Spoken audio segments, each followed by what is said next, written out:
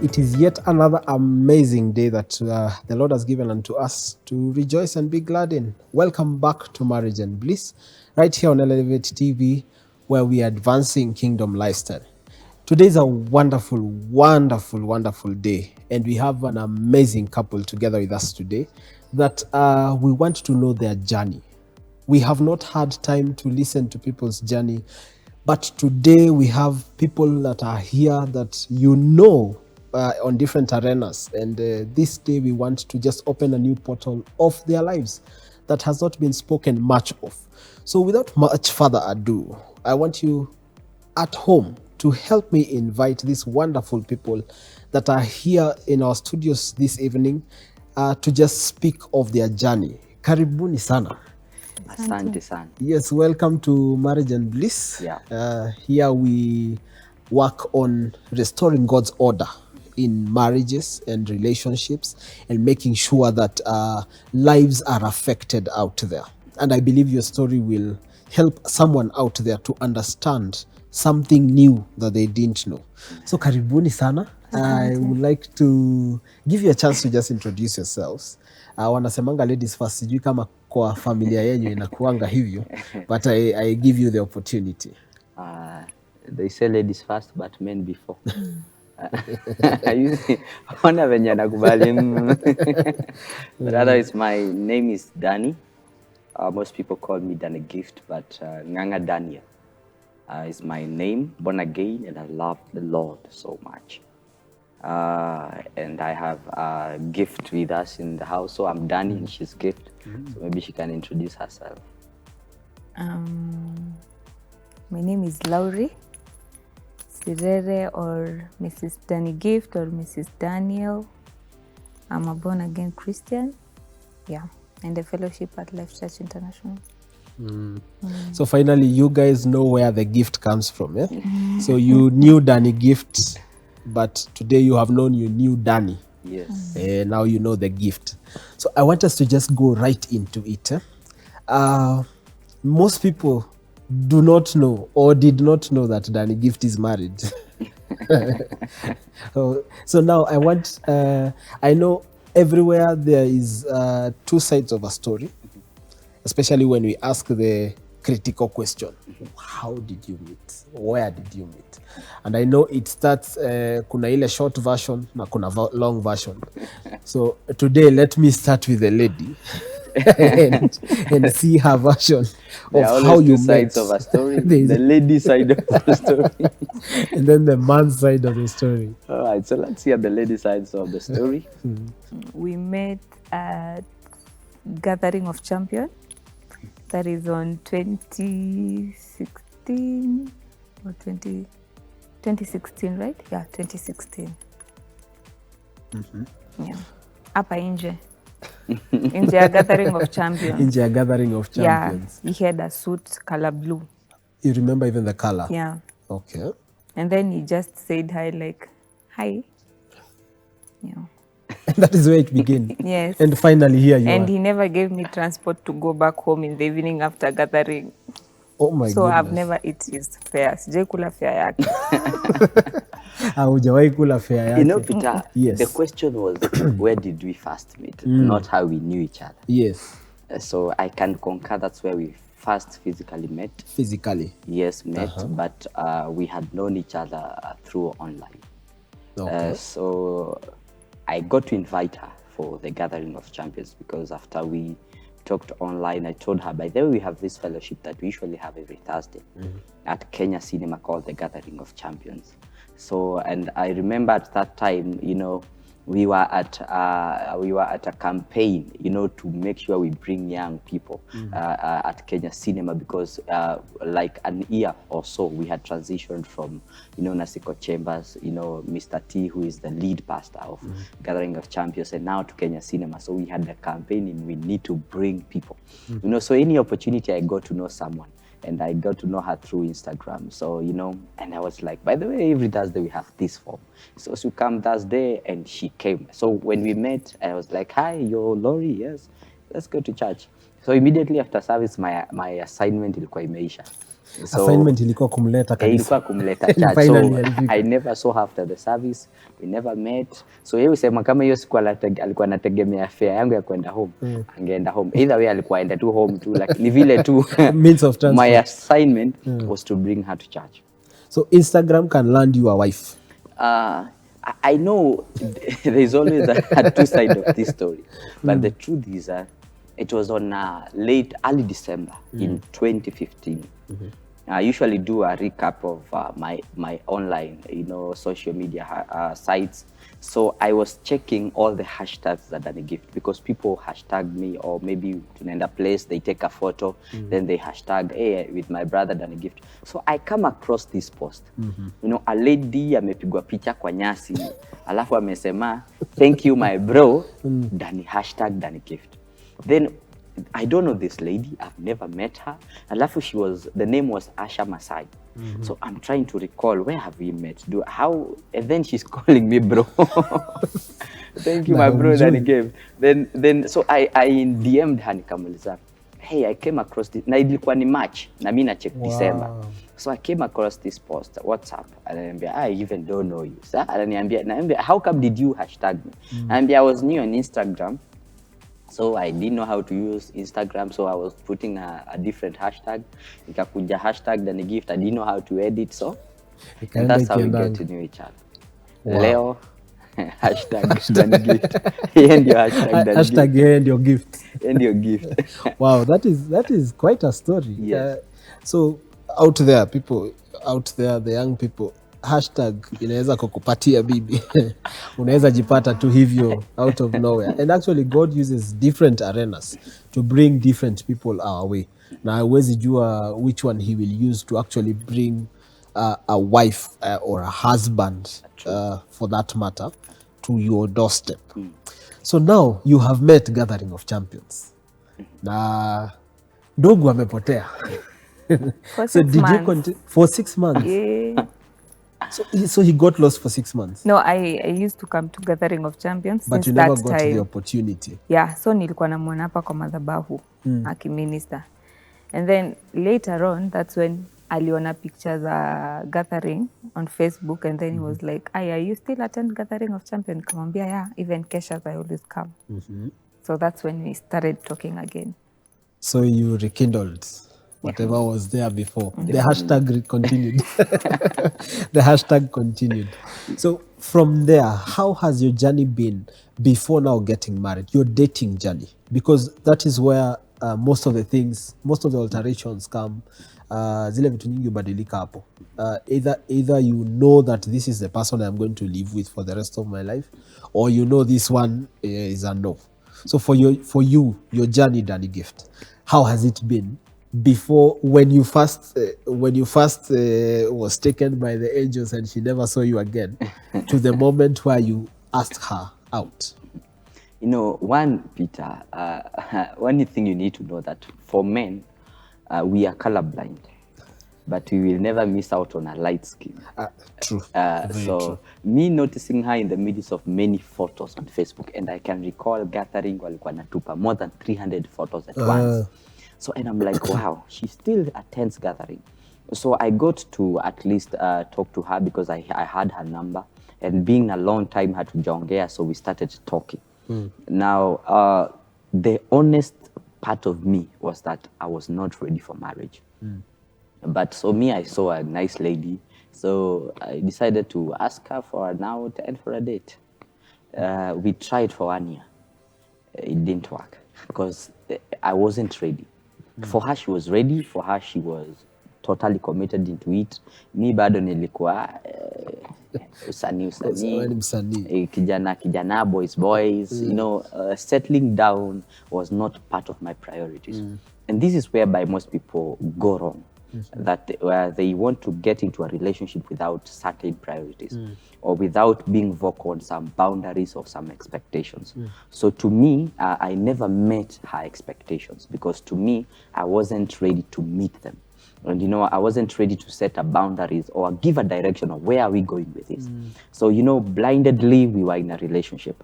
Her being frustrated, but on me I was just You You're a know, free soul. me, I'm a free soul and all that. So until we reached a point, it couldn't work. You know, and we separated for another whole 1 year.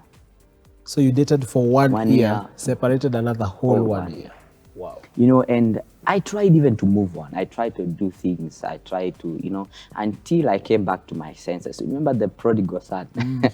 You know, he didn't need a preacher or a revival meeting to come back to his senses. For me, I sat down and I was like, now, with the minute, because now I was now grounded now at Life Church, you know, in ministry, and now things were starting to shape up for me.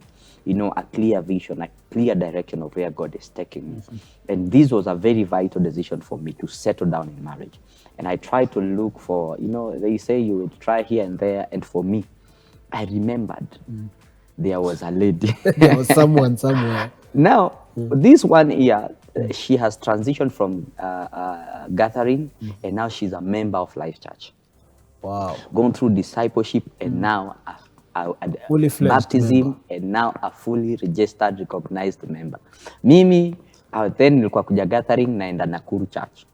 Wow. So at least I usually say at least I played a big role, at least in her establishment in ministry and in church and all that, and now she's grounded. Now I remember there's a lady. So I talked to her. I remember I sent her text. I was afraid to call. And then she asked me, when in nani? Okay, 1 year is a long time. I usually say, but no, it's not a long time. For ladies, they will remember even if she can remember the color of the suit I was wearing. Yes, First time we met. yes. It was haizi sema alikuwa amesahau Alikuwa namba amesahau. yangu. Ni lazima ni ile tu haizi taka kusema, lakini I am sure Anaficha alijua. white. Ni ile tu alikuwa ataka kunichezea, bro, wewe nani? So, but the fact is that the same day we talked, we met the same day in the video. Wow. Though alinipa 1 hour. Lazima ungelipa ile ya kukosa kulipa fare. 1 hour. Patience. I The had gift to of wait. patience. Na venye mi na patience, she knows. Me 5 minutes and you're late, I will go. Wow. But for her, she has taught me patience until nowadays. I am the patient one. You are the patient one. 1 hour, lakini si stay 1 hour. Ni sawa tu. Kusema ukweli tu. Uliweka ndugu 1 hour. Lazima ndugu alipe hii kitu. Na Lazima angelipia. actually, I told him I'm busy. And the truth is, nilikuwa tuko office. Because I was working, by that time I was working in town. So I was just in the office.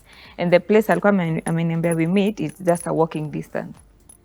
So But you needed him let to me pay. speak the truth. Hiyo siku nilikuwa na watch movie ya Nigeria.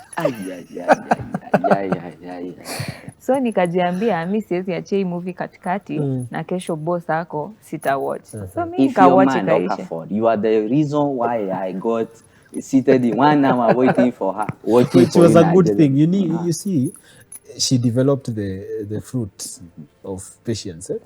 It had to be cultivated. That time ilikuwa ndio imewekwa kwa mchanga. Ni mbegu tu alipanda hiyo siku. I can tell you, it's been a journey. So for you, Lori, how has the journey been? His is a journey of coming and going and not being settled. Yako ilikuwaje? From after breakup ama? From beginning. From ile beginning. siku alikuja akakwambia hi and he disappeared, going forward now to when you had your first date. Okay. Time yenye tulimit the first time, I was, okay, when I came to gathering, I find gathering to be an awesome place because for sure I wasn't that into God sana, maneno ya Mungu. Nilikuwa tu 50-50. This Sunday I'm in church, next Sunday maybe I've gone out, something. But after gathering, I started developing interest.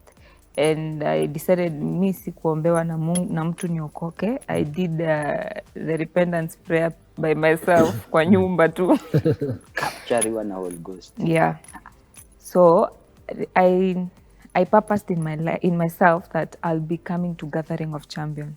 And then in Gathering of Champion nikasikia kuna keshas, and then tu kuongeongea hivi.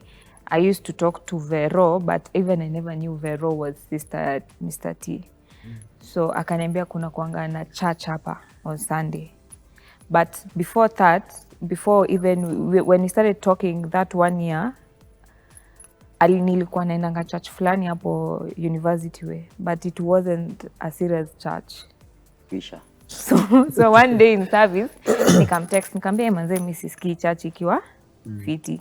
So akaniambia unaona mali tunaenda gathering of champion and huko kuna church. So I remembered even Vero alikuwa ameniambia the same. So I came, I sat there and then I enjoyed the service. I had there is membership classes, I joined, nikakuwa member, then I joined discipleship and then I was baptized. So by the time I was finishing my membership class, that's when we broke up with him. So when I was joining Life Church, got me break. So nikaenda discipleship, I was still single. So because it was a serious breakup, so I never indulged myself into any other relationship. So nilikuwa tu hivyo. Hiyo 1 year nilikuwa najijenga nini because sasa me I was serious, I wanted to settle down marriage, but sasa for him he wasn't serious. So I was telling myself nikiingia kwa relationship ingine, how sure am I this guy will be serious because of whatever I've gone through with him. So nikalenga tu. So I stayed like that until sasa akaamua kunitext. But ukweli ni mimi sikuwa na namba yako bro. Serious, sikuwa na namba yako. Haukuja hata nini. Hata Lakini venye unakumbukanga vitu, ulisahau je namba yangu. Kwa sababu ulikuwa umeamua kwenda ukakanyaga kubwa na nikakusaidia. Tendo nisaidieni hapo.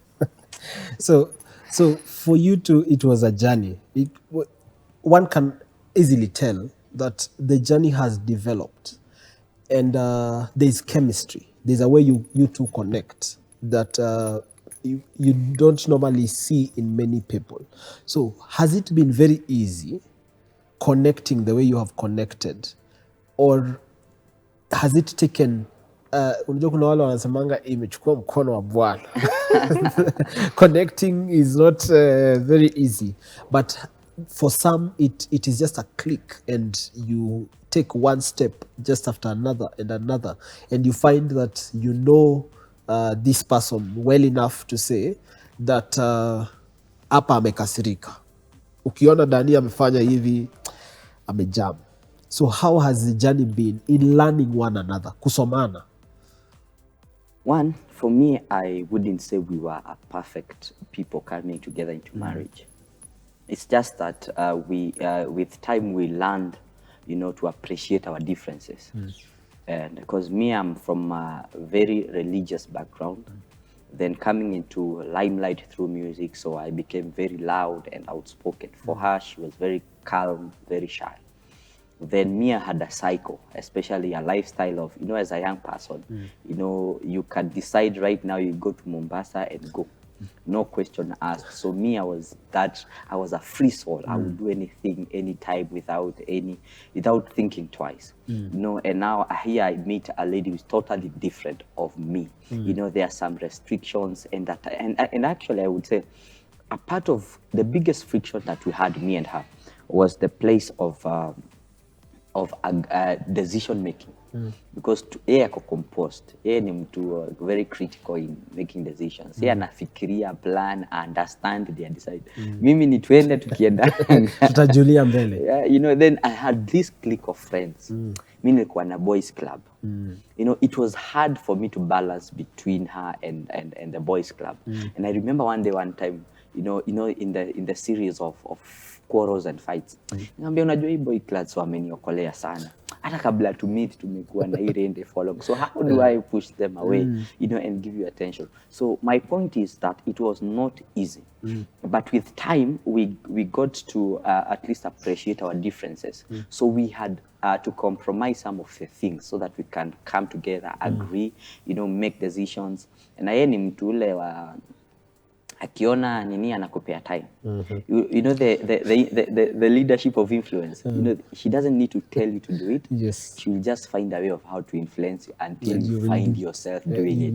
You will take yourself there. First. So for me, I would say I have been the most beneficiary of this relationship because I learned a lot from her, because yeye ni mtu wa hata kuambia lakini vile hata kukatia hiyo ujipata umeingia box umefanya vitu, and that's the best part of it, that it is not easy but you will find a way of appreciating the differences until you speak one language. Wow. Yeah. So for you, Lori, for him it has been a learning experience. Amekuwa tu akisoma, some by being told, some by watching, some by influence. Na hapo kwa influence ndio inakuanga sana ndugu yangu. Sana.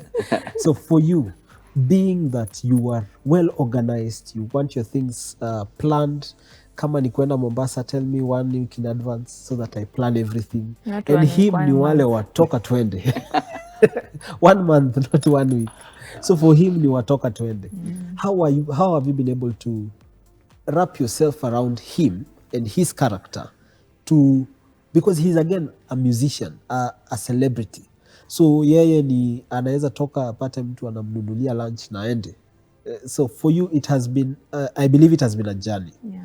Just learning how to live with him in his state. So how has the journey been for you? At first it was hard because he used to like anataka tuende na yeye hizo mashow and me na watu wengi sina form now. So mi nilikuwa nakataa, but ikafika place kuna time I used to go with him if it is an event that is within a church. I can go with him because one, he has really played a big role in my life in terms of faith, because mi akinipata mi nilikuwa ule tu msee. But sasa with his help tumewalk na yeye poa, but at least I can say with him faith yangu imeincrease. But sasa mali tunapitananga ni hapo patoka twende. But I always find a way of telling him. Like I won't tell him hapana, we will not go. I'll just tell him sawa, tutoke twende baby, but tukifika huko what next? What if? What if? What if? So you are the one who tames his. Yes. So namwambia ni sawa, tutatoka tutaenda, but what if? What if Wow. tukifika huko whatever we are going to do ibounce, ama what if tukifika huko whatever they are telling us ikue hakuna. So we have to plan ourselves, tujue tunaenda na tunaenda haje na nini, and then tukifika huko iki happen vile ita happen, we have a plan B. So with time at least he's good at that, because sasa he marks his calendars. So once he has a date on this day, he will tell me in advance, by the way, this and this day I'm going to this place. So whether I'm at work or not, I'll accompany him. Kama niko job nitamsupport tu vile nitamsupport. Moral support. So it has been a taming journey. Yeah. Umekuwa ule wa kushika kamba unamwambia imbi uko nayo ndugu, kanyaga polepole. Si Yesu alisema go hii. Na hakuna pale scripture imesema come back. So Bado ni kugo. So our viewers out there, you can communicate with us. We have our numbers down below. We have our social media platforms at Elevate TV Kenya on all our social media platforms. You can find us there. Just communicate with us. Tell us what you would want to hear from us. Also, if you're out there and you're a couple and you have a story you want to give to the world and you want people to hear your story, kindly reach us on the numbers on your screen and also on our social media platforms. So coming back to you guys, you are an intercultural family. hey. Intercultural. Yes, kaka. Hapo kwa intercultural. Yes. Masai. And Kikuyu. Mokorino. Mokori. That gift you used to have a kitamba. Yes. Na unajua Mokorino si mtu. Na Masai si mtu. So hakuna watu hapa. Sasa ninafaa kusema kuna pita na Mokorino na Mokorino na Masai. But it has been one will not tell that you're actually from two different cultures. People can tell. People can tell. In this How sense, easily? They tell me I look like a Maasai. And she looks like you. Yes. Unfortunately, I don't know how. You know, there's a joke I usually joke on her. I usually tell her that growing up in Nairobi, you know, if you lied to someone would tell you, wenda udanganye Masai. Alafu munaniita Masai, ni sawa tu. So wewe tutakuwa tunakuja tunakudanganya. Ni kama ndio hiyo story. It is well. So for the culture part, how do you bring it together? Because I believe that at one point, family comes up and says, Daddy Gift tumekulea hivi, and I don't want this, I don't want this, I don't want this. Did that ever come up when you guys were dating? One, I'm a last born of 7. And kwetu tuko maboys wa 6 and 1 lady only. Moja tu, na hapo katikati ya maboys 3 mbele 3 nyuma. So wewe ndio fourth born, which is our baby. Our first born got married to a Meru lady. Our second born married a Kamba lady. Our third born married a Kikuyu. Our fourth born, our sister got married by Kikuyu. But our fifth born got married to an Embu lady. So kwetu at least kuna tukimit family gathering ni Kenya. Ni Kenya. National meeting. Yetu ni national meeting. You know, so there was not that big issue, you know, with ati umetuletea someone from not our culture. Then the advantage was being that I'm doing it right and in a wedding, it was also an added advantage, especially to our parents who feel that kijana wetu hajatuaibisha.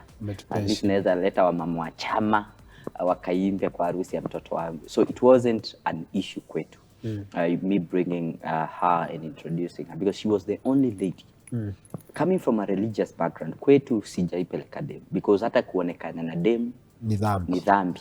Munapelekana watu mnaongea nini? So kwetu I never used to bring friends. So actually even hata kama mimi mtu mkubwa, it gathered a lot of courage to take her to my parents. I took her first to my brother's home, kabla at least ndio fununu ziende ndio nikipeleka home at least kuna hiyo. So for me I wouldn't say it was an issue. It wasn't an issue. It wasn't an issue. Wow. We are coming to you. Because I don't know kwao wako saba na kwao ni national meeting. That's when we have agreed it's a national meeting. So before we come back, we will come to you. We want to go for a break. We have realized from all this talk that it is a journey, number one, and you need to open yourself up to learning, to being tamed as a man and being tamed as a lady and adjusting here and there. So we have learned that Danny Gift kwao ni national meeting when it comes to a family gathering. When we come back after the break, I want us to see kama kwa kina Lori ni national meeting ama yao ni Danny Gift peke yake ndo anakuanga outsider. So do not touch that dial. Make sure that you follow us on all our social media platforms at Elevate TV Kenya, and let us learn together. Let us restore the order of God in matters marriage and relationship. Don't touch that dial. See you after the break.